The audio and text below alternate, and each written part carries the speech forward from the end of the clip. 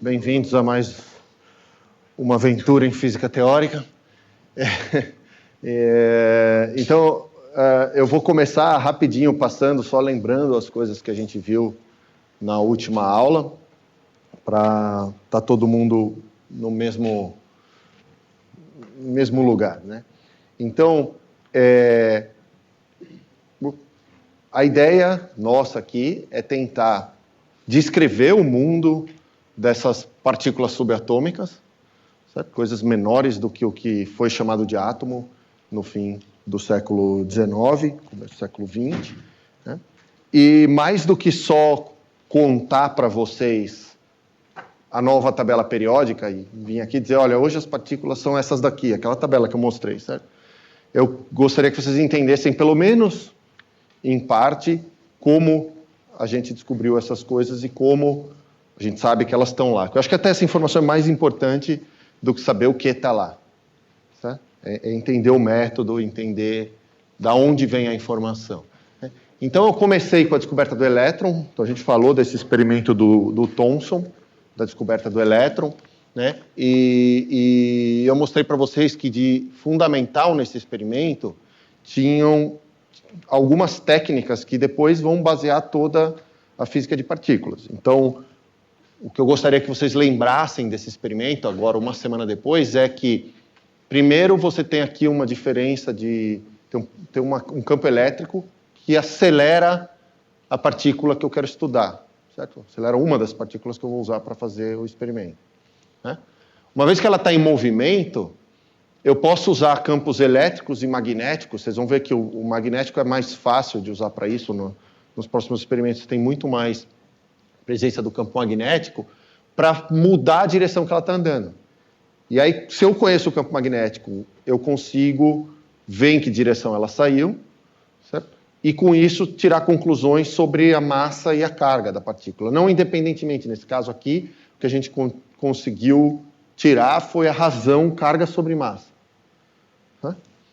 E no fim eu tenho uma outra parte fundamental, que vai aparecer de novo várias vezes, que é o que hoje a gente chama de detetor, que é essencialmente um lugar onde no fim a partícula bate e produz luz ou eletricidade ali.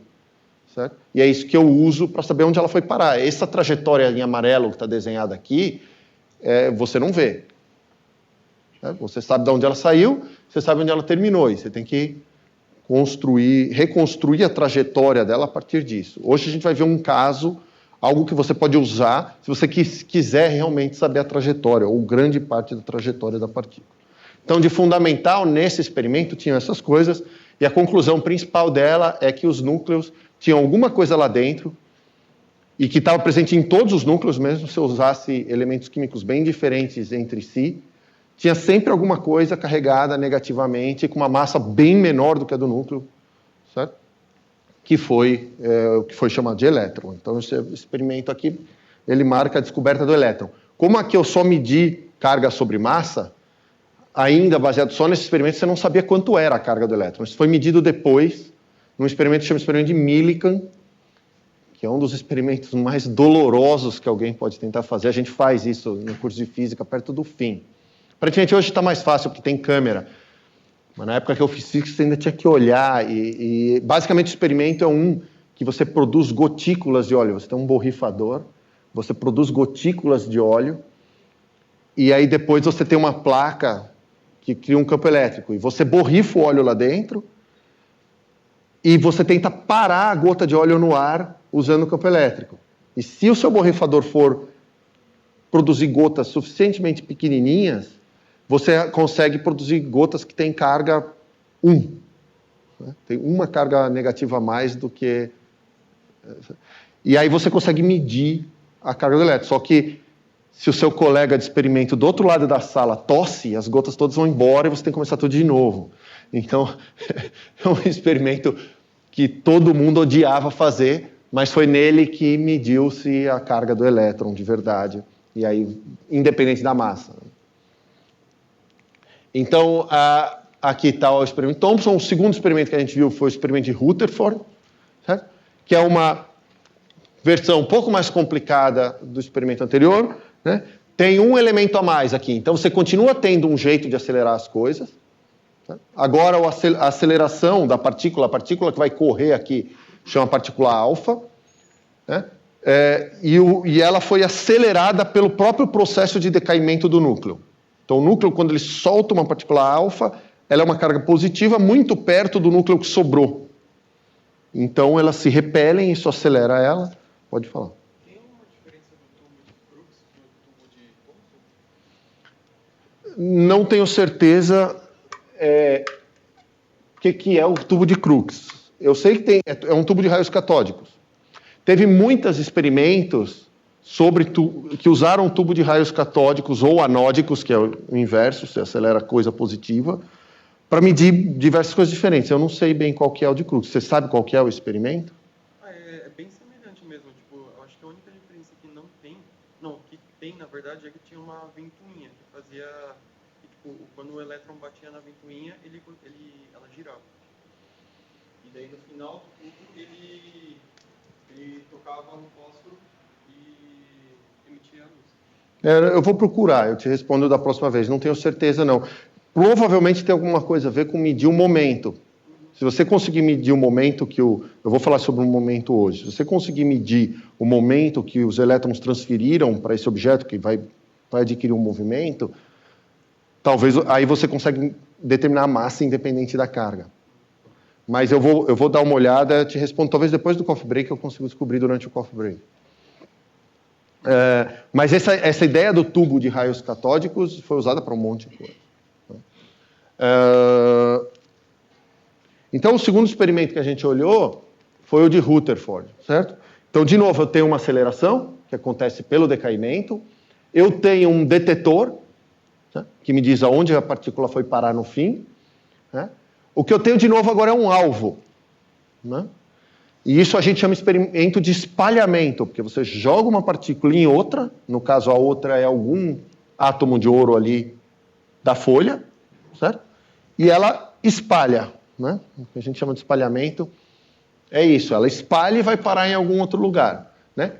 Isso aqui é basicamente um experimento de alvo fixo. Vocês vão ver que tem dois tipos que eu posso fazer. Eu posso jogar uma partícula se movendo muito rápido num alvo parado, ou eu posso jogar duas partículas movendo muito rápido, uma de frente com a outra. Precisa de bastante precisão para isso, mas a gente consegue fazer. Né? E aí os outros elementos são muito parecidos com o tubo de raios catódicos. De fato, aqui também, isso aqui não era aberto, assim, né? Ele é vedado, você tem que tirar o ar lá para não atrapalhar o movimento da partícula alfa. Certo? E, de novo, o que você está fazendo é olhando qual foi o ângulo de espalhamento, então você vê aonde a partícula foi parar, e com isso deu para o Rutherford inferir sobre a estrutura do átomo. Em particular, ele percebeu que algumas partículas alfa, quando atingiam esses átomos de ouro, voltavam quase que 180 graus, certo? Voltavam direto para o emissor, o que queria dizer que tinha lá dentro do ouro, tinha algum lugar onde você tinha muita carga positiva concentrada num espaço bem pequeno, porque a gente fez essa conta, certo? E viu que se a carga tivesse distribuída numa esfera do tamanho do átomo, não ia dar para isso acontecer. O espalhamento seria sempre de um grau bem pequenininho, que a gente calculou aqui, se não me engano, era 0,02 graus, no caso mais extremo. Certo? Então, ele concluiu, olhando isso, que a carga estava concentrada no centro do átomo. Né? E aí, eles trocou o modelo do Thomson do pudim de passas, que era essa ideia de que as cargas, que o átomo era uma massa de uma densidade de cargas positivas, com pequenas, seriam as passas, seriam os elétrons presos nisso aí, né? Pelo modelo do Rutherford, que é o modelo que a maior parte das pessoas ainda tem na cabeça, né? Que é um núcleo positivo pequeno, com elétrons orbitando, meio como o sistema solar. Né? Você tem uma coisa bem lá no meio, uma bolinha de carga positiva, e os elétrons estão girando em torno disso. Né? Essa é a imagem clássica mais precisa que dá para ter do átomo mesmo. Melhor que isso, só mecânica quântica. né? E é aqui que nós estamos, certo? O que veio logo depois disso? Então, até aqui, isso aqui basicamente é o que a gente conversou semana passada. Tem alguém que ficou com alguma dúvida, pensou em alguma coisa depois, quer resolver antes da gente ir para frente? No caso do experimento da lâmina de ouro do Rutherford, se tivesse ar lá dentro, tipo, existiria uma chance tipo, da partícula alfa interagir com uma molécula do ar. E ela poderia ser tipo, detida. Assim, no caso do ar ia ser mais difícil, não importa muito, eu acho que não importa muito o fato de uma molécula, o ar basicamente seria hidrogênio que ia atingir, certo? Não importa muito o fato da molécula de ar estar solta de um material, porque, enfim, o momento transferido é muito grande, o peso da molécula é muito grande comparado com o momento transferido, o momento está sendo transferido. Do mesmo jeito que essas partículas alfa também não arrancavam o ouro. Eu acho que, na verdade, nesse caso do experimento alfa, a chance disso acontecer é muito pequena. A gente sabe que o ar não é um bom... não é bom para bloquear a radiação. Certo? Se eu te dissesse, vou pôr um elemento radioativo aqui na mesa, mas fiquem tranquilos, tem ar, não vai chegar em vocês. Certo? Todo mundo sabe intuitivamente que isso não é verdade. Então, eu não sei estimar qual seria a incerteza que você ia colocar no experimento tendo ar ali dentro. Certamente, de vez em quando, ia acontecer um evento com ar. Agora, isso podia ser tão raro que não ia mudar nada. Agora, na via das dúvidas, você prepara o experimento, né, tendo o mínimo de perturbações possíveis. Né? Isso você sempre tenta fazer, você tenta tirar tudo que pode atrapalhar. Tem mais alguma pergunta? Tá. Então, aqui eu não vou dar todos os detalhes da história, mas o que aconteceu logo depois disso, né? Depois de descobrirem o núcleo. Ainda não estava claro o que tinha dentro do núcleo, certo? Uma das coisas que logo foi percebida, certo, é que, uma vez que você aceita esse modelo, certo, você começa a estudar os núcleos. Isso é olhar os raios anódicos. Certo? Você consegue medir relações carga sobre massa do que é positivo que você consegue arrancar do material. Né? E já de cara, até falei disso na aula passada, ficou claro que a razão carga sobre massa, para as coisas positivas, para os raios anódicos, não era sempre a mesma. Para quando você arrancava uma partícula negativa, era sempre a mesma. Porque agora a gente já sabe, certo? O que você estava arrancando era sempre o elétron. E o elétron é sempre elétron. Tanto faz se arranca um elétron de um átomo de hélio ou de um átomo de urânio, é o mesmo elétron. A razão carga sobre massa dava sempre a mesma. Já no caso dos núcleos, eles perceberam que mudava. Certo? Isso quer dizer que a quantidade de massa que está no núcleo não era associada à quantidade de carga. Ou seja, você poderia ter combinações diferentes. Né? Pouco tempo depois, descobriram o nêutron, que explicava isso. Eu não vou entrar em detalhes da experiência da descoberta do nêutron, mas logo depois descobriram o nêutron, e aí você sabia, quer dizer, se no núcleo tinha prótons e nêutrons, né,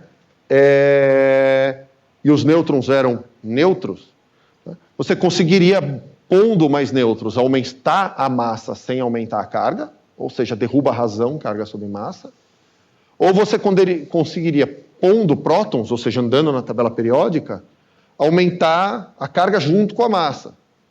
E aí o que faria, como você não está pondo mais nêutrons, aumentar a razão carga sobre massa. E aí ficou, aparentemente, um tempo em que o universo parecia muito simples e todo mundo estava muito feliz. Só notar que isso não é histórico. Antes de descobrir o nêutron, as pessoas já viram que tinha complicações adicionais. Certo? Eu vou entrar nessa complicação adicional já. Mas, pelo menos do jeito que a gente aprende, logicamente, parece que a gente achou um universo bem simples, certo?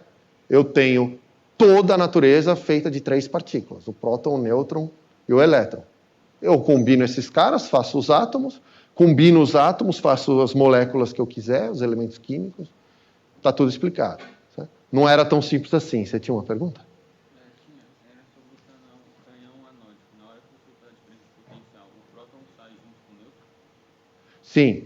O que ele perguntou é o seguinte, quando você puxa, você faz uma diferença de potencial para arrancar a coisa positiva de dentro do átomo, vem só o próton ou vem o próton e o nêutron junto? Certo? E o que vem é o núcleo. Você não tem, numa experiência desse tipo, como criar energias o suficiente para arrebentar o núcleo. Então, as forças do núcleo que mantêm os prótons e nêutrons juntos, elas são muito, muito, muito maiores do que a força que mantém um elétron ligado no núcleo ou um átomo ligado no outro. Então, quando você vai aumentando o potencial, primeiro você arranca o átomo, provavelmente, dependendo do elemento que você estava usando, ia junto a carga elétrica também, ia junto elétrons. Então, o que você arrancava era uma coisa que era mais positiva, porque alguns elétrons ficavam para trás, certo? Porque o campo está empurrando os elétrons na outra direção, né? Então, mas alguns elétrons iam junto, principalmente para átomos grandes. Ainda tinha os elétrons nos níveis mais baixos, ainda estavam lá também. Então, a carga sobre massa que você estava medindo nem era a razão do núcleo, era a razão total, a carga acumulada, que era mais positiva do que negativa, porque alguns elétrons ficaram, mas ou seja, mesmo que você tivesse um equipamento perfeito, que você conseguisse aumentar o quanto você quisesse o campo, você nunca ia quebrar o núcleo, porque antes de quebrar o núcleo, ele soltou e veio. Né? Não tem nada que você consiga fazer para segurar os nêutrons e puxar os prótons. Você vai ver que a gente começa a quebrar o núcleo na hora que a gente bombardeia o núcleo com alguma coisa com energia suficiente para separar isso, que é o que você faz numa bomba nuclear. Certo? Você dá um jeito de um núcleo quebrar um núcleo. Aí ele quebra, os pedaços saem tão rápido que acertam os núcleos que estão do lado, quebram também, acertam os outros, quebram e a energia só vai aumentando, certo? E bum, né? Então, é o jeito que a gente sabe quebrar núcleos. Né? Como quebrar sem fazer uma bomba atômica, sem mega explosão? Hein? Tem como quebrar sem fazer uma mega explosão? Sim, se não acontecer essa coisa que eu falei, que quando um quebra, ele acerta os outros. Se ele quebrar só, você mede um contador Geiger, é o que acontece. Se eu botar qualquer elemento radioativo aqui, e você botar um contador Geiger do lado, se ele for pouco radioativo, isso está acontecendo agora. O Brasil tem uma das areias mais radioativas do mundo, certo? E essas paredes são feitas com essa areia. Então, tem uma certa radioatividade ambiental que você tá exposto o tempo todo. As coisas estão decaindo, de vez em quando emite uma partícula alfa ou algum outro tipo de radiação, certo? E isso passa por você e é fraco o suficiente, seu corpo, você evoluiu nesse ambiente, o nosso corpo tem como lidar com isso, a não ser quando dá câncer e aí você morre, entendeu? Certo? Mas é isso, a gente está brincando de roleta russa com a natureza o tempo todo. Por isso que vários tipos de câncer são essencialmente aleatórios. Você pode viver a vida mais saudável do mundo, você não está imune a ter câncer. Tem coisas que são genéticas, mas tem coisas que é isso. Você tem radiação vindo do espaço, você tem radiação produzida. Então, a questão da bomba atômica é a reação em cadeia. Quando você tem tantos átomos fáceis de quebrar, e os átomos instáveis são os mais fáceis de quebrar. Eles já estão querendo quebrar sozinhos. Se você deixar ele parado lá, ele vai quebrar sozinho em algum momento. Se alguém acertar ele, pronto, você estimulou o que ele já estava querendo fazer. Se você põe o suficiente desse material junto, perto, isso é conhecido. Você pega um elemento radioativo e mede o nível de atividade dele aqui, pega outro, põe aqui e mede. Quando você traz um perto do outro, o nível dos dois aumenta. Chama reação em cadeia, certo? E uma das dúvidas na construção da bomba atômica é qual é a massa mínima que você chama massa crítica. A massa mínima que você tem que pôr num espaço pequeno para passar do limite em que a reação se torna uma reação em cadeia, você não consegue parar. E é isso que explode. Né? Elementos radioativos sem explodir estão por aí. Certo? Dependendo da quantidade deles, é mais seguro ou menos seguro. O Brasil tem área mais radioativa? Não sei. Alguma coisa com a história geológica, mas a radiação ambiental do Brasil, essa de fundo, é uma das maiores do mundo. Claro, tudo isso aí está muito, muito, muito abaixo do que é considerado perigoso para seres vivos, certo? Prova disso é a biodiversidade que existe no Brasil. apareceu atrapalhar muito. Né? Mas é acima da média. Nossa areia tem mais, eu acho que é urânio, eu não tenho certeza, do que outras. Né? Mas veja, eu estou comparando uma coisa que é uma porcentagem muito pequena da areia em todos os lugares. A nossa é muito pequena também, mas é maior que a dos outros. Está comparando coisas pequenas. Né? Tem relação, tipo, a incidência de raios radioativos? Raios cósmicos, não sei se tem uma relação. Os raios cósmicos incidem mais no Equador do que nos polos, porque tem a coisa da aurora boreal, né? Principalmente o que vem do Sol é desviado pelo campo magnético da Terra. Agora, eu acho que não, viu? Eu acho que a maior parte dos elementos radioativos na Terra, eu não sei, não vou falar porque eu não tenho certeza do qual é o mecanismo de produção desses elementos radioativos. Eu sei que tem alguma coisa a ver com a história geológica da Terra, mas não excluo que tem uma produção significativa também por raios cósmicos, não sei dizer. Mais alguma pergunta? Não? Tá. Então, o que aconteceu logo depois, né? A primeira pergunta, que é uma pergunta que vocês poderiam se fazer, é a seguinte, tá, se o núcleo, nós estamos falando aqui de núcleo explodir e tal, o que mantém, então, esses prótons perto uns dos outros? Eles são cargas positivas, estão querendo explodir, como eu estou falando aqui, né? O que mantém eles juntos? Né? Então, esse é um caso que a proposta teórica veio antes da coisa experimental. Né? Como o Rutherford já tinha estimado o tamanho do núcleo, a gente calculou da última vez. Né? Bom, você sabe que o núcleo não está explodindo, né? Ficava fácil estimar que tinha alguma força que era muito forte, porque ela tinha que vencer essa repulsão eletromagnética que você conseguia calcular, e era enorme. Né?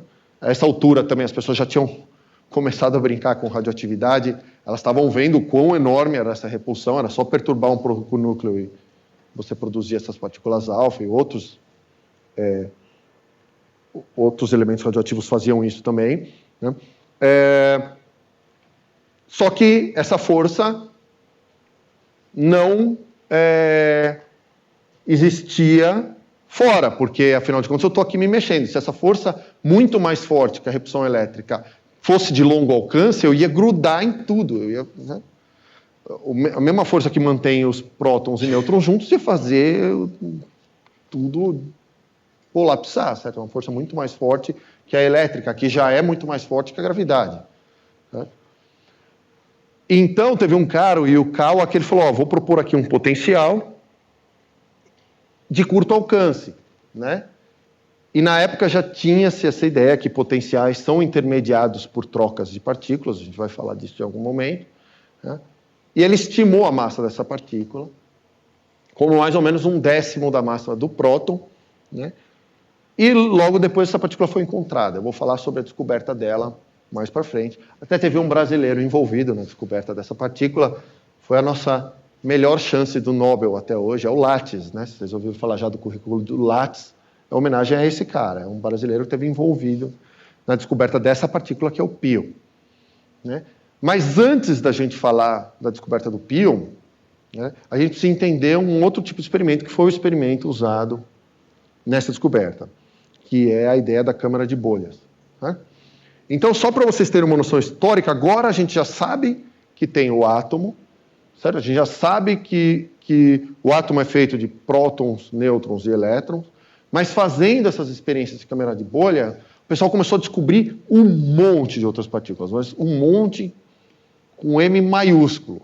É realmente uma quantidade enorme de partículas que eram semelhantes ao próton e ao nêutron em diversos aspectos, diferentes em outros aspectos importantes, e o grosso dessa pesquisa inicial foi feito usando essas câmaras de bolha, que é o que a gente vai tentar entender hoje. Tá bom? Então, esse é o contexto do que nós vamos falar. Eu vou falar do experimento primeiro, quero que vocês entendam ele num contexto genérico, e depois eu vou distribuir uma foto de uma câmara de bolhas e a gente vai tentar descobrir algo sobre as partículas que estão ali. Tá? Então, o que é uma câmara de bolhas? Vamos lá. A ideia é a seguinte: suponha que eu pego e ponho um líquido dentro de um recipiente, certo? E esse líquido, ele está numa temperatura tal que ele já devia ter fervido.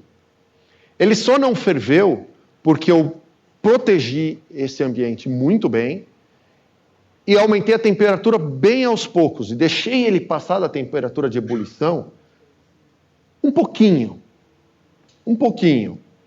sem balançar, sem mexer, sem ter nenhuma impureza lá dentro. Isso é possível, certo? Vocês já viram acontecer, todo mundo é menor idade aqui, mas eu vou falar, com garrafa de cerveja, certo? Você põe a garrafa de cerveja na geladeira, ela passa para baixo de zero e não congela.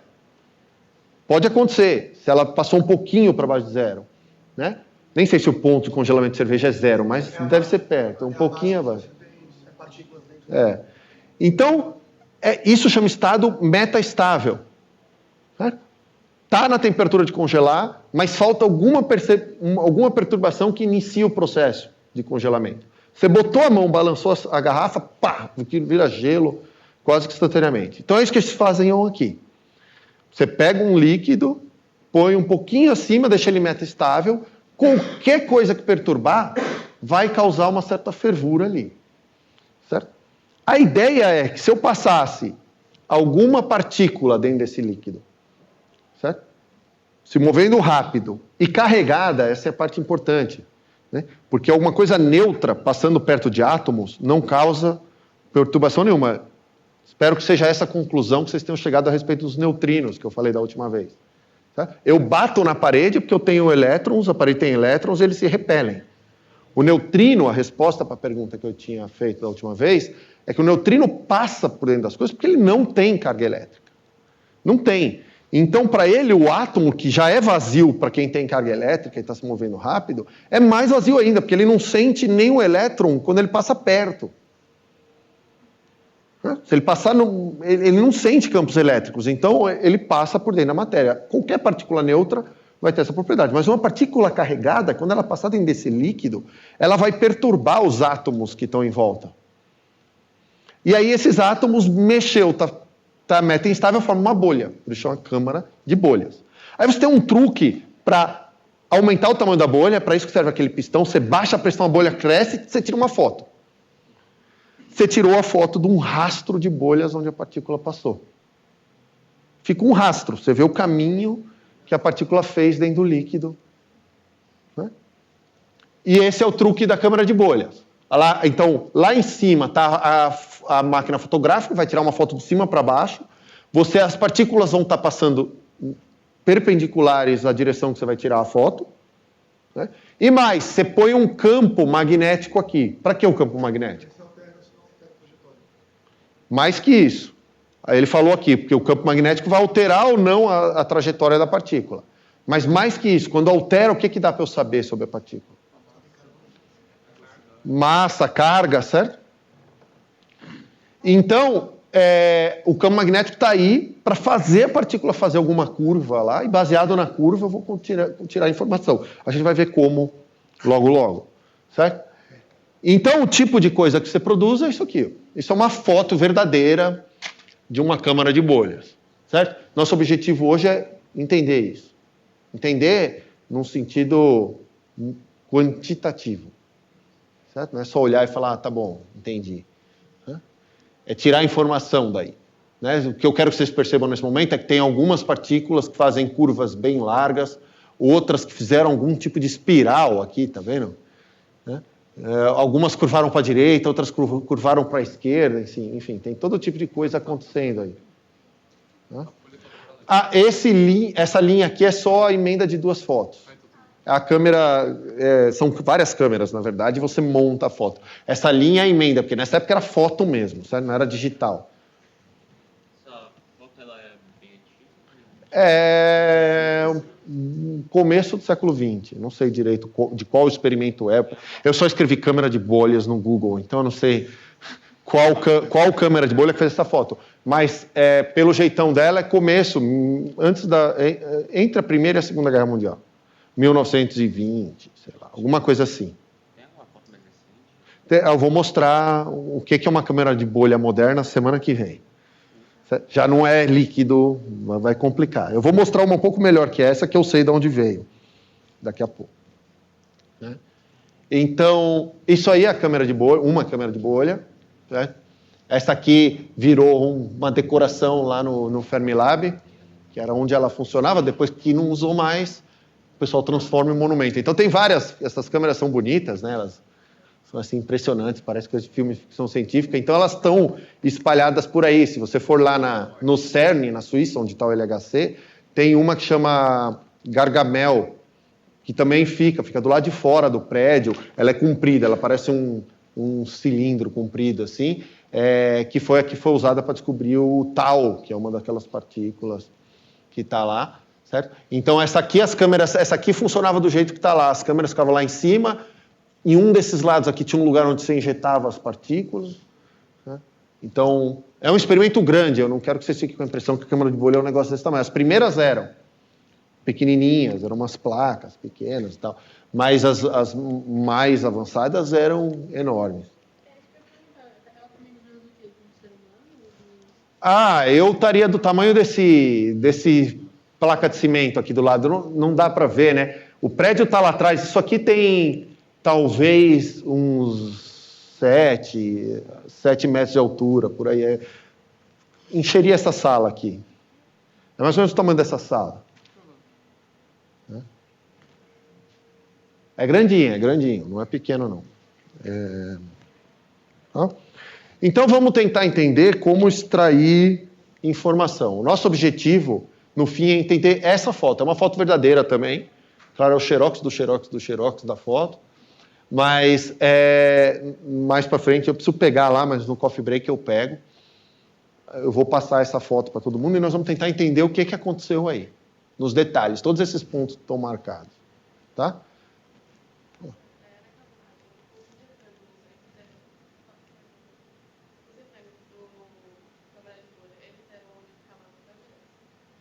Aqui, a câmera, acho que não dá para ver onde fica a câmera ficava lá em cima. Ó. Isso aqui são placas para o pessoal poder andar lá em cima, né? Porque isso aqui ficava dentro de uma estrutura maior, tinha escada para subir, para fazer manutenção e tal. As câmeras ficam lá em cima. Esses quadrados aqui devem ter a ver com controle de pressão, eu não sei, vocês precisam de um experimental, provavelmente olha isso aqui e entende tudo, eu não. Né? Mas essas portinhas, a maioria delas deve ser para controle da pressão do líquido, da temperatura. Né? Por sinal, isso aqui não ficava quente. A gente fala líquido perto do ponto de ferver, o líquido era hidrogênio. Então, se fazia hidrogênio líquido, então você esfriava, na verdade. Sabe? Você mantinha isso aqui numa temperatura bem baixa, porque um líquido frio é mais instável, ele não está se mexendo, ele não está provocando todo tipo de perturbação que um líquido, se você fizer isso aqui com água acima de 100 graus, tem um monte de movimento das moléculas, perturbação. Certo? De novo, a mesma resposta para o ar. Isso podia até não mudar muito, mas você não quer. Você não quer perturbações no seu experimento, você quer diminuir. Então, o tipo de líquido que eles usavam aqui eram coisas super frias, e aí fica fácil ir acima do ponto de fervura. Tá? É só não esfriar tanto. Você tinha que esfriar, congelar e depois você passava um pouquinho. Você tem mais controle sobre coisas frias do que sobre coisas quentes. Tá bom. Até aqui está claro? Então vamos começar a entender o que eu vou agora dar uma lista de conceitos que vocês precisam entender antes de poder, de fato, atacar esse problema de entender essa foto. Tá? O primeiro deles é o que acontece... Agora não tem vácuo, certo? Agora eu botei... Antes eu estava tirando o ar onde as minhas partículas iam correr, agora eu pus um líquido, que é muito mais denso que o ar. Certo? Não fiz isso porque eu sou besta, eu fiz isso porque o líquido é o meu alvo agora. Do mesmo que a folha de ouro era o alvo das partículas antes, o líquido funciona agora como alvo. As colisões da partícula com o líquido, e de novo, colisão no sentido de espalhamento. A partícula vai passando, vai perturbando os átomos do líquido e causa uma pequena fervura ali naquele ponto onde ela passou. Né? E isso vai me permitir ver a trajetória que a partícula fez. Né? O que acontece quando eu tenho uma partícula se encontrando com outras? Certo? A primeira coisa que eu quero discutir são o primeiro ponto que a gente tem que entender é o conceito de decaimento e de espalhamento. Né? Espalhamento é mais fácil, certo? Vocês têm uma ideia mais ou menos boa de espalhamento já, porque, enfim, a gente vive se batendo no mundo real, certo? Você chuta a bola acerta onde você não queria, você bate, enfim, você está acostumado a ser espalhado, de fato. E se você jogou sinuca alguma vez na sua vida, aí fica mais parecido com o que nós estamos falando aqui, certo? O único conceito que você tem que rever e tomar cuidado é que não tenha colisão que tem na sinuca, certo? Sinuca, por uma boa aproximação, as duas bolas não sabem uma da existência da outra, por toda a trajetória dela, de repente elas encostam, toda a interação acontece naquele encostar e elas se afastam, certo? E a gente tende a pensar que é porque elas bateram. Esse bater é um problema. O que acontece com elas, quando chega suficientemente perto, tem um campo que repele uma outra, né? Que é o campo elétrico dos elétrons na superfície das bolas. Certo? Isso é suficiente para espalhar a bola. Exatamente isso que acontece aqui, só que agora não está mais para ter aquela ilusão de que bateu. Certo? A partícula realmente espalha, e é por isso que a gente usa o termo espalhamento. Vocês vão ver por aí, isso é bom do ponto de vista de linguagem, às vezes a gente indicar um espalhamento desse jeito. Então pensa no caso do experimento de Rutherford que a gente viu antes, né? Tinha uma partícula alfa, certo? Tinha um átomo de ouro, e aqui, tá vendo? Eu estou desenhando uma linha para o átomo de ouro, apesar do átomo de ouro, em princípio, estar lá parado. É porque nesse tipo de diagrama que a gente usa para estudar essas colisões, o que está acontecendo aqui é uma passagem do tempo. Eu só estou dizendo que o átomo de ouro estava lá, certo? O tempo foi passando, alguma coisa aconteceu e mudou a velocidade desse átomo de ouro. E a mesma coisa para alfa. Certo? E aqui o que aconteceu, certo? Quando espalhou? Elas trocaram energia e momento, que eu indico dessa forma, certo? Dependendo da força que causou essa mudança, eu uso um símbolo diferente aqui. Né? Esse desenho, nele está implícito que eu posso representar essa troca de energia e momento como a troca de um fóton, porque é o campo eletromagnético. Mas tomem cuidado, esse fóton que aparece na troca aqui, ele é bastante esquisito, porque o que acontece de verdade é que o campo, ele é um monte de trocas de fóton. Certo?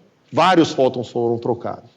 Mas a gente tem um jeito de fazer a conta que você pode fazer, vamos assumir que trocou um fóton só, aí isso é uma boa aproximação. Eu ponho a troca de 2 fótons, melhorei a minha aproximação. 3, eu não preciso pôr infinitos. Eu consigo fazer a conta com um número menor do que infinito de fótons e obter um resultado bom, desde que esse fóton tenha umas propriedades esquisitas. Certo? Mas isso é um bom jeito de representar o espalhamento. Certo? Esses caras interagiram porque entre eles existe um campo elétrico. Esse campo elétrico é feito do quê? De fótons. Certo? Esse é o espalhamento. E o decaimento? Certo? O decaimento é quando uma partícula minha vira, aqui vira entre aspas, outras. Certo? Então eu tinha falado para vocês que dessa tabela toda, basicamente, o que a gente tem aqui dentro dessa sala para ver é feito desses 2 quarks e do elétron. Porque esses 2 quarks combinados, UUD dá o próton e DDU dá o nêutron. Então, próton, nêutron sai daqui e o elétron está lá, pronto, todos os átomos dessa sala. Mas depois, quando a gente aumentou a energia dos experimentos, a gente começou a achar outros caras que eram bem mais pesados. Só que esses caras não ficam por aí, eles decaem nos mais leves. O que quer dizer isso? Que quando eu produzo um cara pesado desse, ele vai se transformar em outras partículas, certo? E um dos jeitos que a gente indica isso, né? Aqui eu estou mostrando em 2 passagens. Estou dizendo, eu produzo um quark charme, né, que é os quark C, rapidamente ele se transforma num quark S, que é o quark estranho, e na partícula W+, certo? E essa W+, rapidamente se transforma num elétron positivo, isso chama positron, certo? É a antipartícula do elétron, mais para frente a gente vai entender por quê, eu chamo ele de antipartícula, né? E num neutrino. Né? Então, o quark-charme vira isso aqui. Né? E, em termos desse tipo de diagrama, isso aqui chama diagrama de Feynman, certo? Em termos desse tipo de diagrama, o que eu estou fazendo é isso aqui, ó, o C vira o S soltando um W, e esse W pode se transformar num E+, e num neutrino. E essa seta indo para o passado, lembra que eu falei que isso aqui é a passagem do tempo? Eu indico com essa seta indo para o passado a antipartícula. Não quer dizer que as antipartículas estão andando para trás no tempo. É só uma interpretação perigosa de se ter. Mas é um jeito de indicar. É um jeito de indicar que é antipartícula. Por que a partícula W ser representada por uma ondinha? Porque esses caras aqui são férmions e esse cara é o bóson. Isso tem a ver com aquilo que eu falei da última vez, que esses caras aqui, ó, os em azul, são os que eu represento com ondinha. Né? Esses caras em azul, eles, por ser bósons, ou seja, o spin deles é em um número inteiro, eles não estão sujeitos a uma coisa que talvez você já tenha ouvido falar, que é o princípio de exclusão de Pauli. Quem aqui já ouviu falar do princípio de exclusão de Pauli? Tá. Quem aqui sabe aquela história de química de 1s, 2s, quantos elétrons eu posso pôr aqui ou não? Isso a maioria sabe. Uma das regras principais que você usa aqui é o princípio de exclusão de Pauli. Certo? Então, quando eu digo aqui tem um estado, o princípio de exclusão de Pauli é o seguinte: é uma versão requintada quântica de uma história que você já deve ter ouvido falar, dois corpos não podem ocupar o mesmo lugar do espaço ao mesmo tempo. Isso só é verdade para os férmions. O princípio de exclusão de Pauli diz que você não pode pôr dois férmions exatamente no mesmo estado. Então, estado é onde ele está nesses orbitais, nesse caso aqui. Então, se eu quero pôr dois elétrons na 1s, eu tenho que mudar, um elétron tem que ser um pouco diferente do outro em algum sentido. O elétron ele tem spin, o spin eu posso orientar ele para cima ou para baixo aqui. E eu consigo botar dois elétrons na 1s por causa disso. Se eu tentar botar um terceiro elétron, ou ele vai estar para cima ou ele vai estar para baixo, e aí estar na 1s com o spin para cima já está usado. Não dá para pôr outro elétron aí. Se eu tentar botar na 1s com o spin para baixo, também não dá. Então eu tenho que botar ele na 2s, está ocupado. Os bósons não satisfazem isso. Essa é a principal diferença entre férmions e bósons. Né? E por isso, quando você baixa muita energia e está lidando com coisas do dia a dia, os férmions são parecidos com o que a gente chama de matéria. Eles ocupam espaço, não dá para passar dentro deles, eles batem um com os outros. E os bósons não. Os bósons parecem mais com o que a gente chama de energia. Então o fóton é um bóson. Esse W é um bóson. E esse é o símbolo que eu uso para bóson. Certo? Uma das coisas que vocês podem notar aqui é que a linha do férmion, apesar desse cara ter virado outro férmion, a linha do férmion começou e terminou. Então eu comecei com um férmion, terminei com um férmion. Esse cara é férmion antiférmion, a soma total aqui é 0. O bóson não, o bóson pode ser criado. Eu posso começar com um número de bósons e terminar com outro. Certo? Por exemplo, uma partícula emitindo luz, o que acontece dentro dessa lâmpada, ficaria desenhado assim. A lâmpada lá o que você está fazendo lá na lâmpada? Você está pegando elétrons e balançando. Né? E esses elétrons soltam fótons quando eu mexo eles. Né? Quando eu acelero um elétron, ele vai soltando... Esse é o símbolo de fóton, por sinal, o gama. É o símbolo que a gente usa para o fóton. Por causa da radiação gama, certo? Do Hooke. A gente descobriu o fóton como partícula primeiro para fótons de altíssima energia, que era a radiação gama, e por isso a gente chama ele de gama. Né? Você percebe, o número de elétrons nunca mudou, no começo era 1, terminou 1. Né? Mas eu vou produzindo fótons, então os bósons parecem mais com energia, e é essa divisão que a gente faz nessa tabela. A gente diz que os bósons são os responsáveis por fazer as forças de interação, certo? E os férmions são a matéria. Mas essa distinção é baseada no nosso preconceito humano. A altíssimas energias, essa diferença praticamente some. Certo? Ela vai ficando cada vez menor. Tem diferenças importantes do spin ser inteiro ou semi-inteiro, mas essa coisa de não conseguir mudar o número das partículas e etc., isso aí vai sendo perdido quando você for para energia muito grande. Nós vamos ver mais para frente por quê. Certo? E tem mais uma distinção que vocês vão ver. Eu já fiz algumas vezes, mas talvez passou batido. A gente também desenha diferente nesses diagramas os bósons de spin 1, que são os caras em azul, do bóson de spin 0, que é o Higgs. Né? Em geral, o cara escalar a gente faz assim. Mas é só para ajudar a visualizar o diagrama. Então, no decaimento tem alguns cuidados que a gente tem que tomar, porque instintivamente eu falo, esse cara virou aqueles 3, imediatamente sua cabeça começa a pensar que os 3 estavam lá dentro. Certo? Isso não é verdade. Então, não é essa a imagem que a gente tem. Isso aqui, se você tiver esse modelo na cabeça, tem várias razões que mostram que isso não é verdade. Certo?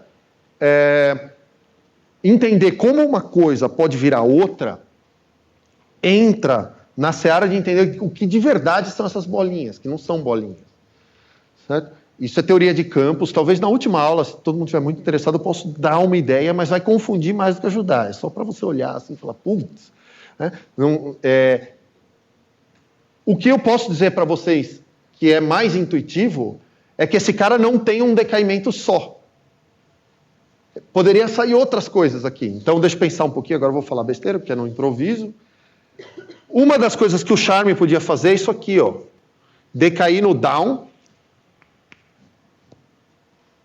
e soltar um W+, aqui não tem jeito, já vocês vão entender por quê, mas o W+, poderia decair em... Vamos pensar... Tem que ter carga total 1. Então, vamos botar aqui um up, 2/3, e o anti-down. Pronto. Isso poderia ter acontecido também. Então, se você concluiu que lá dentro tinha, que o quark charme era feito do quark estranho, um elétron e um antielétron e um neutrino, como é que em outro mesmo quark charme pode decair em down, up, down? Ele é feito desses 3 caras ou desses 3 caras? A resposta não é nem verdade nenhum nem o outro. Ele transferiu os números quânticos que ele tinha, a energia, a massa, a carga, para outras partículas. Então ele desapareceu e apareceram essas outras. Tem várias perguntas, deixa eu começar com a dela, que acho que foi quem levantou primeiro. Por que o quark charme não decaiu direto do down e teve que decair? Exato. Então, isso tem a ver com as regras de quais forças existem ou não na natureza. Isso aqui, nesse diagrama aqui, cada pontinho desse aqui, ó, é um vértice, é o que a gente chama de vértice, e ele representa alguma interação. Certo? E essas interações, tem algumas que existem e algumas que não. Aqui você está falando, seria o charme fazer, por exemplo, isso aqui. Certo? Essa interação não existe. Tem várias razões para ela não existir. Certo? Mas ela não existe. Então eu não posso desenhar. Basicamente, saber o modelo padrão é aquela tabela. Certo? Se eu te dizer o que é o modelo padrão de física de partículas, é essa tabela mais uma lista de vértices. Quais interações existem e quais não existem. Certo? Por exemplo, não daria para o C decair para 3 partículas que existem. Então aqui tem um monte de problema. Aqui a carga não conservou, aumentou carga, tem um monte de problema aqui. Mas mesmo quando não tem problema, às vezes a interação não existe. Então, vou dar um exemplo. O quark charme poderia, em princípio, virar o U, certo? A carga desses 2 caras é igual, tá lá, é 2/3. Então ele teria que soltar alguma coisa neutra. E tem um monte de gente neutra aí. Tem um fóton neutro, esse Z aí é neutro. Né? Poderia soltar um desses 2 caras. Isso que não existe. Não existe. A gente sabe que não existe, porque a gente nunca mediu isso acontecendo. Certo? Agora, esse vértice simplesmente não está lá. Então, além das partículas que existem, o modelo padrão, ele também tem uma lista de quais são as regras pelas quais eu posso conectar essas partículas. Tá? Tinha mais uma ali, tem uma lá em cima. Ó, todo mundo, você foi antes. Aquele quark down, ele é um anti-quark down? Esse aqui é o anti-down. Aí a carga dele é 1/3, em vez de menos 1/3. Né? Quando você põe a antipartícula, você inverte todas as cargas dela. Então aqui deu 2/3. Eu já estou me adiantando, porque eu vou falar já sobre carga. 2/3 mais 1/3 dá 1, que é a carga do W. Né? Tinha uma lá em cima que estava levantada antes, acho que é você. Então, se a gente não interpreta o decaimento como sendo a composição dele, então quer dizer que a gente não mede a massa nesse caso? Não, então, eu vou... A coisa é que em cada passo desse, eu vou falar o que tem uma série de coisas que é conservada. Certo? Então, vocês já estão percebendo que eu estou usando como regra para ver o que pode e o que não pode, que não some nem aparece carga. Certo? A energia, isso também é verdade para energia. E energia e massa são a mesma coisa. Então, somando a energia total aqui no fim, dá para eu saber quanta massa esse cara tinha. Nós vamos falar disso já. Eu vou fazer isso com detalhes. Certo? Isso é o que eu vou falar daqui a uns 30 minutos. Tinha um lá?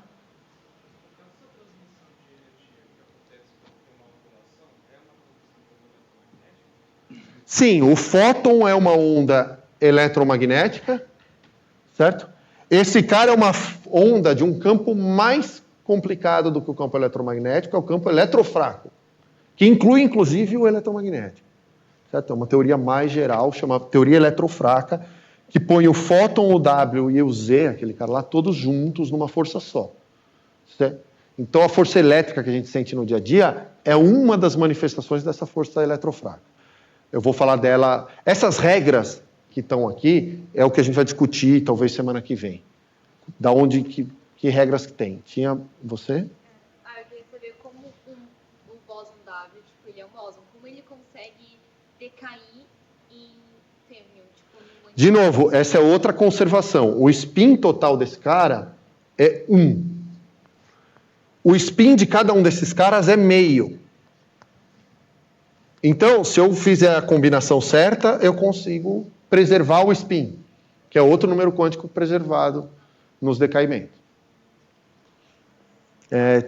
Acho que ele estava com a mão lá. Não, vai lá. É probabilístico ou a gente meio que consegue prever? Tudo probabilístico. Tudo probabilístico. Aqui tem uma probabilidade desse cara acontecer, tem uma probabilidade desse outro acontecer, que é diferente da dessa. Então, por exemplo, o W eu sei de cor. A chance desse aqui acontecer é 1/3, a chance desse aqui acontecer é 2/3. Então, se você produz um W, na maior parte das vezes ele vai decair assim do que assim. E não é só esse, né? 1/3, eu botei um meio aqui, 1/3 é a chance dele decair nisso, no míon ou no tal, e aqui o neutrino do míon, o neutrino do tal. Espera aí, eu inverti tudo. E lá é a chance de decair, 2/3 é a chance de decair em qualquer quarks. Todos aqueles verdes lá.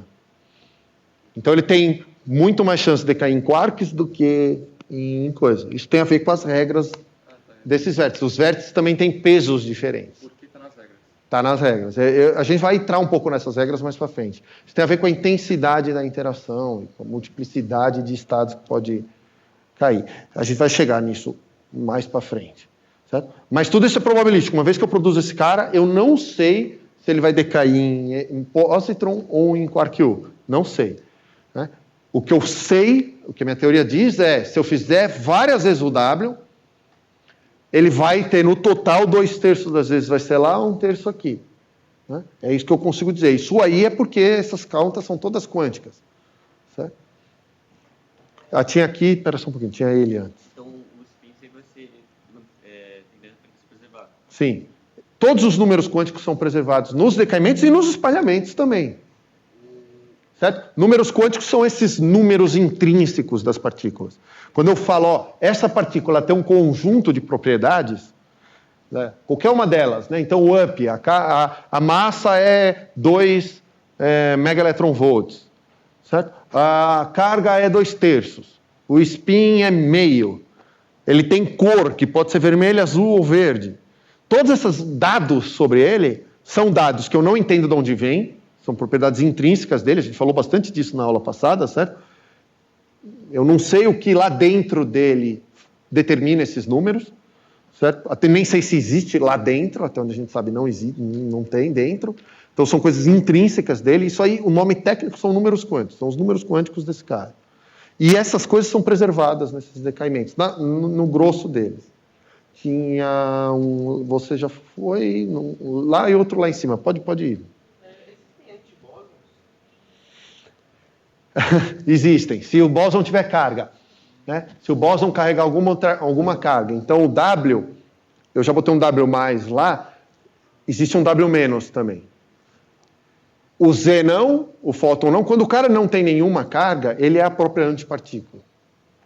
Isso é um jeito de ver. O gluon não tem carga elétrica, mas ele tem carga de cor. E, na verdade, existem 8 tipos de gluon, dependendo das cores que eles têm. Certo?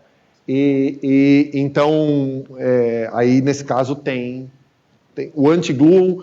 Um desses 8 é antigluon de um outro desses 8. Né? Então tem, em princípio tem. Se tiver carga, tem antipartícula. Considerando que a conservação do spin é o Lamitan e o spin próximo de zero, nenhum deles nunca vai decair. Não, a mesma coisa que está aqui, ó. Se eu pegar 2 caras com spin meio e eu associar assim, o total dá 0. Certo? De fato, o bóson de Higgs decai, por exemplo, o jeito que ele foi descoberto primeiro foi nesse decaimento, em 2 fótons.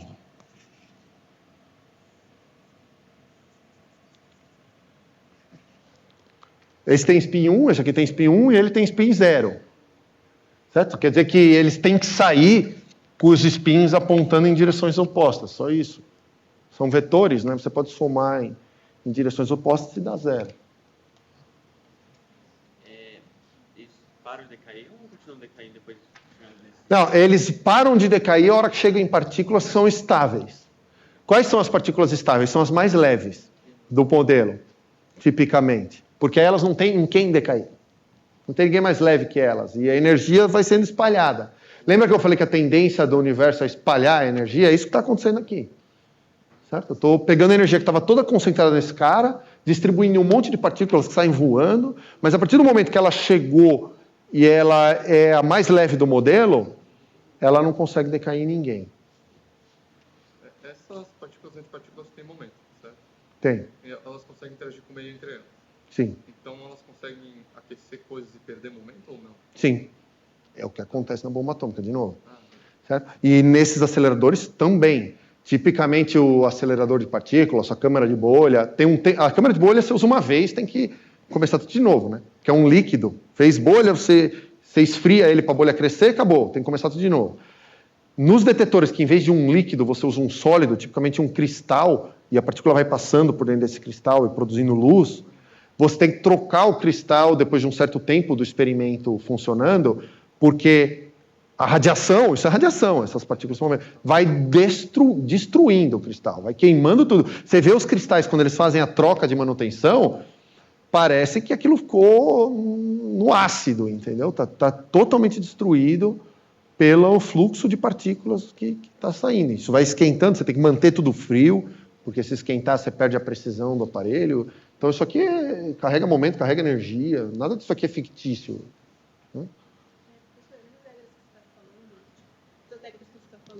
A partícula no início, ela vai ter a mesma quantidade de energia que as partículas no final? Sim, é o que eu vou mostrar já. Então, o grosso das perguntas que vocês estão falando tem a ver com conservação. Então, deixa eu ir um pouco para frente, eu vou mostrar o que é conservado e o que não é, e aí as perguntas de vocês vão ficar mais específicas. Então, vamos ver, uma das regras, tanto nos decaimentos quanto nos espalhamentos, porque é a mesma coisa, eu só estou mudando, eu giro essa linha para lá, ó, isso aqui virou um espalhamento em vez de um decaimento. Né? Então, as regras dos vértices são as mesmas. E uma das coisas que vale é que tem um monte de coisas são conservadas. A ideia de conservação, essa não é a palavra que a gente usa no nosso dia a dia, mas a ideia de conservação a gente tem, certo? O tempo todo. Então, inclusive para coisas que podem ser positivas ou negativas. Quer dizer, se eu e ele aqui vamos fazer uma transação comercial só entre nós dois, a quantidade de dinheiro total é conservada, certo? Se eu tenho 10 reais, ele não tem nada, eu dou 10 reais para ele, certo? Ele ficou com 10 e eu fiquei com 0. Inclusive, ele poderia fazer mais, eu poderia dar mais dinheiro para ele do que eu tenho e acabar com uma dívida. Agora, minha quantidade de dinheiro é menos 30, eu estou devendo, e a dele é 40, certo? E o total é 10 do mesmo jeito. Certo? Essa é a ideia de conservação, certo? Num sistema fechado, isso é verdade. Né? E nesses decaimentos tem um monte de coisas que é conservada. Certo? Um monte. Então, eu já falei de spin. As que eu quero que vocês se concentrem, que vão ser importantes para a gente entender a câmera de bolha, porque na câmera de bolha a gente não mede spin. É muito difícil medir spin em câmera de bolha. Então, o spin não vai ser muito importante para a gente. Vocês já viram que ele é conservado, porque foi escapando aqui, mas não é algo que vai ser muito útil para a gente. Agora, uma coisa que é extremamente útil, já nesses experimentos antigos, era a conservação de carga. Então, esse cara aqui tem 2/3 da carga do elétron, certo? Se eu sei que esse cara tem menos 1/3 da carga do elétron, quanto que tem que ser a carga desse cara? Obrigatoriamente. Eu tinha 2/3, agora eu tenho menos 1/3. Todo mundo concorda que é 1? Alguém discorda que deveria ser 1? Não? Porque se eu somar, se a carga desse cara, a carga do W+, for 1, se eu somar aqui, ó, nesse passo, ó, não preciso nem ir até o fim, já aqui, 1 menos 1/3 dá 2/3. Então a carga continuou a mesma. Eu produzi carga negativa para esse cara, mas é porque tem carga positiva aqui. E aí, quando eu vou para esse passo aqui, né, eu sei que o positron tem uma carga que é igual a do elétron, só que positiva. Tomem cuidado que esse E que eu escrevo aqui, é o módulo da carga do elétron, é o valor, certo? O próprio elétron tem carga menos E. Certo? Então, o positron tem que ter carga E. Quanto que é a carga desse cara? 0, certo? Porque toda a carga positiva foi para lá. E vocês percebam que as coisas vão para lugares diferentes, né? A carga do neutrino é 0. Certo? Esse é o neutrino que eu falo, que estamos passando milhões deles vindo do Sol. É esse cara. E eles estão sendo produzidos no Sol por um decaimento desse tipo. Certo? É um W lá no Sol, o Sol está produzindo Ws, e eles decaem e mandam os neutrinos para cá. Né?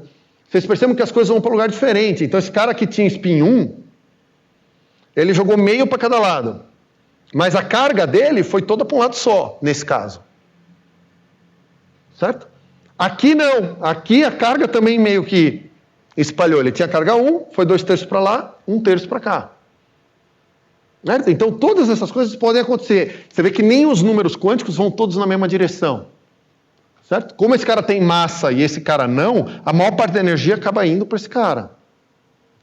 Tinha uma pergunta ali primeiro.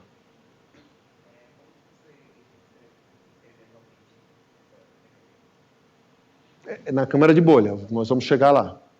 Se eu botar isso aqui acontecendo dentro de uma câmara de bolha, o desenho resultante é muito parecido com esse. Foi daí que veio a ideia desses diagramas. Espera só um pouquinho, tinha uma pergunta aqui. Aquele down, ele é positivo? Ele é positivo porque ele é o anti-down. O down normal tem carga menos 1/3, mas como esse é o anti-down, ele tem carga 1/3. Inverte o sinal das cargas, quando eu pego a antipartícula. Se não é um down, é um anti-down. Tem um outro jeito de indicar isso, às vezes vocês veem por aí assim, ó. O cara põe a seta na direção certa e põe uma barra em cima para indicar que é a antipartícula. Por que tem decaimento? Então, isso vai na direção de entender o que são de verdade essas bolinhas. O que é teoria de campos. Eu vou falar disso mais para frente. Depois, eu não quero entrar nisso agora, porque senão nós vamos desviar para uma coisa que falta muita informação para vocês entenderem agora. Mas a gente pode conversar no coffee break, quem estiver interessado, eu posso dar uma ideia vaga disso e de falar no fim do curso. Tá? Mais alguma pergunta sobre conservação aqui? Quando se antes são só os verdes que acontece sinal, porque aparentemente tem alguns que recebem mais quando é o contrário do positivo. Então, só os que estão em verde que vão ter esse sinal em cima. Não. Todos eles podem ser antipartícula. Pode ter antipartícula. A coisa é que os caras são neutros, por exemplo, os neutrinos, o antineutrino é igual o neutrino, até onde a gente sabe. Certo? Então, é a mesma coisa. Mas esses caras aqui têm o anti, certo? O elétron tem o antielétron, que é o cara que está aqui. Por cima. E é amarelo ali, certo? São os leptons. E os Ws também. Tem o W+, tem o W-, que é a antipartícula do W+. Só que a gente costuma indicar como W-. Então, isso é um pouco do gosto. Cada livro usa uma anotação diferente. Porque não tanto faz. Desde que fique claro o que você está querendo dizer com o seu desenho, tá bom. E os livros usam mesmo convenções diferentes, como indicar isso. A mais comum hoje é aquela que eu comecei, que você não põe barra nenhuma e você desenha as antipartículas andando ao contrário. Assim. Não tem nenhuma ambiguidade. Está claro o que isso pode ser. Entendeu? E é assim que a maioria usa hoje.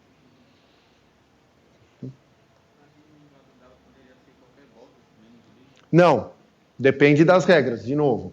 Não poderia ser o fóton. Eu posso dizer que não poderia ser o fóton. Você consegue ver por que não poderia ser o fóton? Nesse diagrama aqui. Não.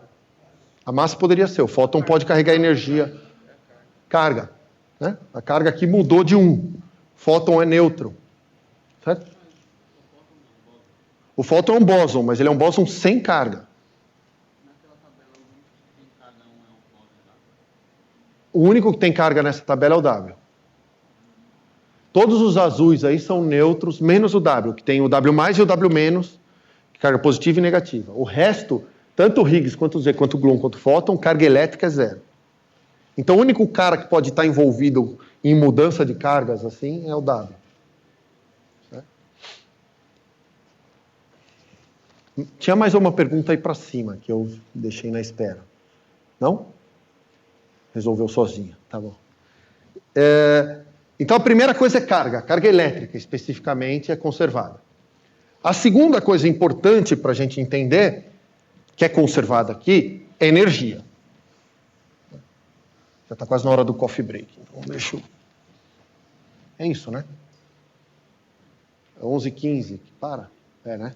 Tá. Dá tempo de eu começar e aí a gente continua depois do coffee break. Se eu estiver indo muito rápido, vocês podem me falar. Então, energia, certo? Principal ponto aqui é o seguinte. É perfeitamente possível que, se eu vou lá, peso, eu vou me focar nesse decaimento. Eu vou lá e peso o quark charme. Onde pesar, o que eu quero dizer com pesar? Vamos lá. Não, mas eu não posso pôr numa balança e ver a massa. Como que eu vejo a massa? Ele acertou aqui. Quem mais quer tentar? Como você falou baixo, você ainda não deu spoiler. Sim, mas como eu sei a quantidade de movimento? Tem alguém? Não. Como que eu pego o peso, certo? Sim, mas como que eu meço a energia? A pergunta que eu estou fazendo é, se eu botasse você com dinheiro infinito e você pode construir o que você quiser, o que você construiria para descobrir e eu dou um jeito para você produzir esses caras, o que você faz? Ele falou de novo, então é o truque do Thomson, certo? Eu ponho ele andando num campo magnético e vejo a curva que ele fez. Certo? Aí eu vou descobrir carga e massa e com um pouco de esperteza eu consigo pegar a massa. Certo? Veja, eu não tenho como pesar esses caras, principalmente porque eles vivem pouco tempo. Se eu ficar demorando muito para descobrir qual é a massa desse cara, ele decai e desaparece. Então eu tenho que descobrir a massa dele antes dele sumir. Né? Então, uma das coisas que é perfeitamente possível é que a massa do cara seja muito maior que a massa das coisas em que ele decaiu. Aí você fala, pô, onde foi parar a massa? Certo? Massa não seria igual a energia nesse caso? Sim. Conserva por que a massa? Pois é. Boa pergunta. É a pergunta que eu estou fazendo. Onde foi parar a massa? Virou momento, certo? É isso que você ia dizer? Virou momento. É o que eles falaram aqui. A energia virou momento. E a massa virou momento. E o que controla isso? A equação mais feliz de toda a física hoje em dia. É a equação que todo mundo gosta, quer ver numa aula de física, certo? Certo? Vamos por assim, ó. Exclamação aqui, outra lá, assim, vocês ficam felizes. Falam, eu vi E igual a MC ao quadrado numa aula e eu precisei usar isso. Tá aí, ó. Certo? O que acontece aí estão as massas, medidas numa unidade que eu vou explicar daqui a pouquinho, eu acho. Ou já expliquei? Não, eu vou explicar já já. Mas é uma medida de massa ou de energia, certo? E o que acontece é que o que não está mais na forma de massa, certo? Vai virar energia, né? Para aquelas partículas no final. Ou seja, se eu tivesse com o quark separado, as partículas em que ele decaiu iam aparecer não paradas. Mas toda aquela diferença de energia, e vejam que a diferença é grande, hein? Mesmo sem saber o que é um elétron-volt, dá para você ler dali que é mega elétron-volt, então aquele cara tem 1.300 milhões de elétron-volts, certo? E esses caras têm uns poucos milhões. O neutrino praticamente não tem massa, o elétron tem meio mega elétron-volt, aquele cara 95, então tem aí pelo menos 1.200 elétron-volts sobrando. A maior parte da massa desse cara foi transformada em energia, do que você pode deduzir que esses caras vão sair voando muito rápido. A bomba atômica faz isso. Então, se você pegar um núcleo de urânio, é que aí a diferença é menor. Aqui, quase toda a massa foi transformada em energia. No caso de um núcleo radioativo, se você pegar um núcleo radioativo e separar, pesar os dois constituintes e for lá e pesar o núcleo original, você vai ver que o núcleo original é um pouquinho mais pesado do que os caras em que ele decaiu. Certo? Esse pouquinho é toda a energia que você vê na bomba atômica. Por quê? Porque C² é um número absurdamente grande. Certo? Isso aqui é um baita de um número. Ao quadrado, são muitos e muitos e muitos e muitos e muitos zeros, certo? Se qualquer pouquinho de massa que você transformar em energia, vai virar muita energia. Nós vamos fazer conta sobre isso, vocês vão ver. Certo? Então, nesse caso, a energia, a massa virou energia cinética daqueles caras, certo? E a energia cinética lá é enorme desses caras. É enorme. Então, se usasse essa diferença nesse exemplo, a energia seria maior ou menor comparado ao núcleo? O alfa, muito maior. Muito maior. Esses caras saem todos praticamente na velocidade da luz, voando dali. Praticamente. 99,999. Se usar isso aí na bomba, seria muito mais. Sim, muito mais. Muito mais. Só que você não consegue. Alguém pensa, porque eu já falei por que não dá para usar. Esse C não dura. Eu teria que produzir um monte de quark C, botar eles na ponta de um míssil e jogar em alguém, certo? Esses quark C, o tempo de vida deles é 10 a menos não sei quantos segundos. Eles não existem nem um segundo, muito menos que um segundo. Eu vou mostrar os tempos depois. Né? Então, não tem como armazenar, não tem como eu guardar esses caras e jogar eles em alguém. Tinha uma pergunta dele aqui. Estaria faltando fator de Lorentz, então, se é uma velocidade muito próxima da luz? Não, esse M que eu estou escrevendo aqui, isso é uma coisa de notação. Ele está perguntando, esse M não tinha que estar gama M? É que eu uso o M para dizer isso.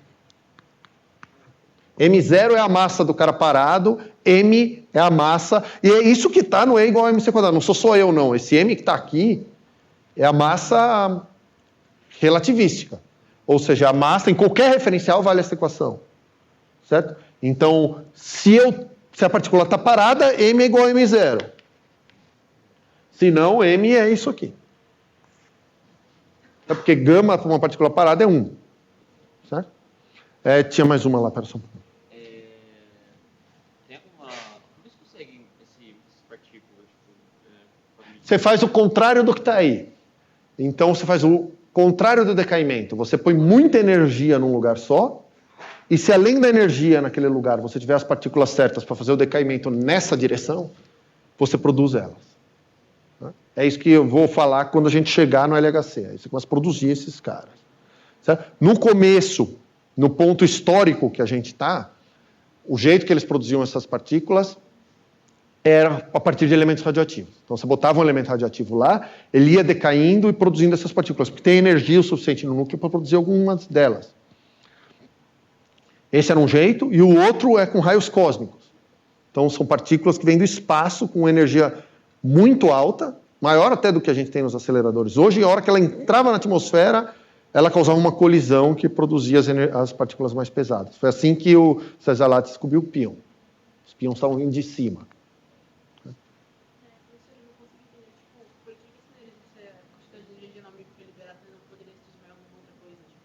Pode se transformar em um monte de coisas. Eu estou dando... o que? Nas partículas, você está dizendo? Então, essa partícula você tem que pensar que ela é um ponto, certo? Ela não tem muita estrutura interna. Eu já disse que tem certas regras do que o C pode virar. Então, ele pode virar esses caras aqui. A massa de cada um desses caras está fixa. É um número que diz qual é a massa desse cara parado. Certo? Onde que eu poderia enfiar energia nesses caras que não fosse no movimento? Para contrastar com outro caso. A pergunta dela, que talvez vocês não tenham ouvido, mas é uma pergunta boa, é por que essa energia virou energia cinética? Certo? E não outro tipo de energia? A resposta é o que tipo de energia poderia ter virado? Então, se eu falo, eu estou com uma molécula de água,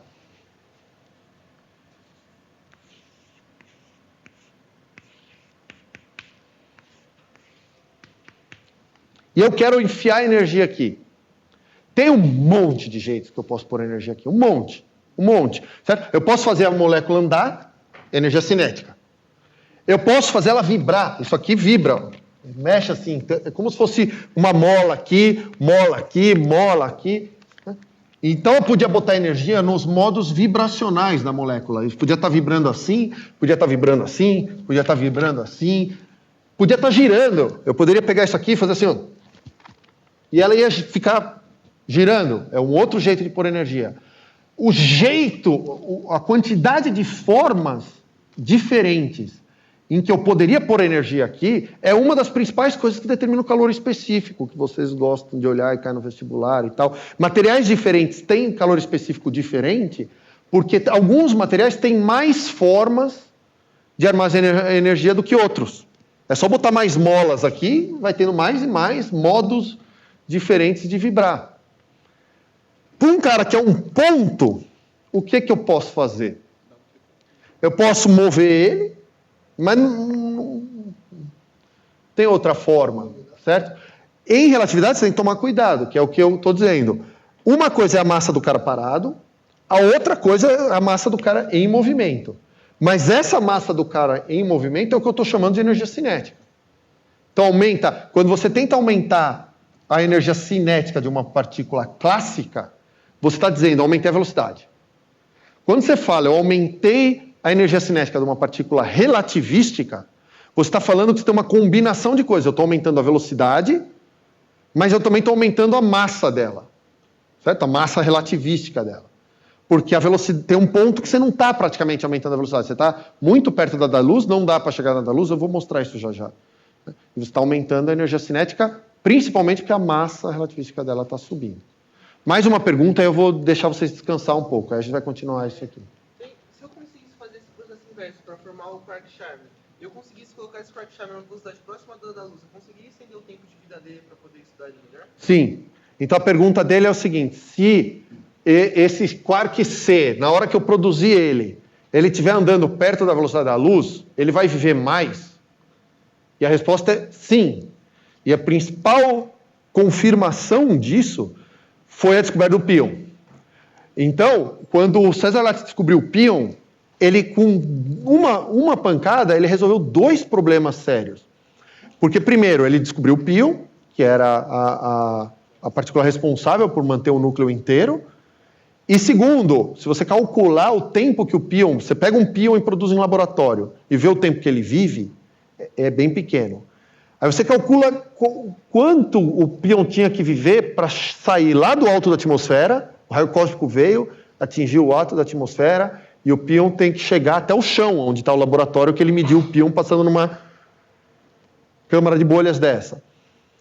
Se você tentar calcular o tempo que levou, ele é muito, muito maior que o tempo que o pion deveria viver. Ele deveria ter decaído muito antes de chegar no chão. E ele chega no chão porque ele está andando perto da velocidade da luz. E quando o cara está perto da velocidade da luz, o tempo para ele passa mais devagar, comparado com o seu.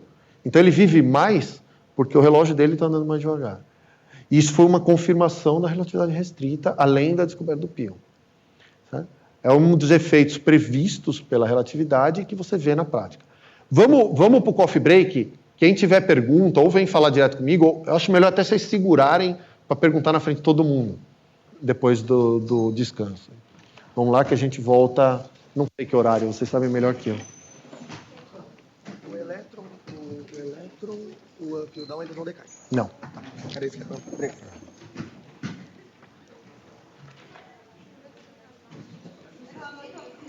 Esse decaimento do Do Charme, por exemplo, charme.